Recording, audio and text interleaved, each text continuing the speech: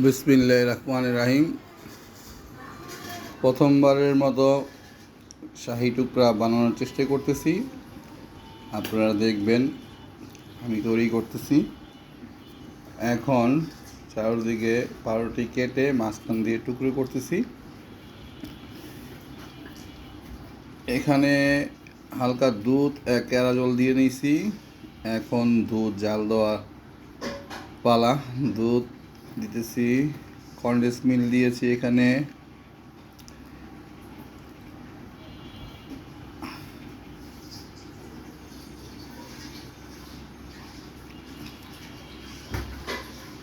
এখানে বাদামগুলো কুচি কুচি করে ধুয়ে কেটে এখন এখানে ঘি দিয়ে ভেজে নিয়েছি।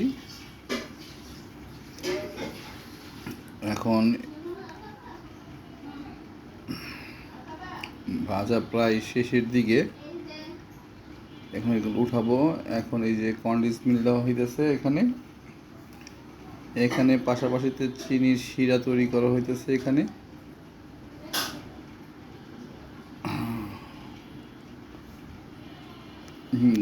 পানি পরিমাণ যত আছে তার অর্ধেক চিনি নেবেন। অবশেষে এখানে তৈরি হয়ে গেল শাহি টুকরা। আপনারা দেখে বলবেন কেমন হয়েছে, আমাকে বলবেন। আর আমাকে উৎসাহ করবেন, সাবস্ক্রাইব করবেন, লাইক কমেন্ট করবেন, আমি যাতে সামনে আপনাদেরকে বানিয়ে কিছু দেখাতে পারি।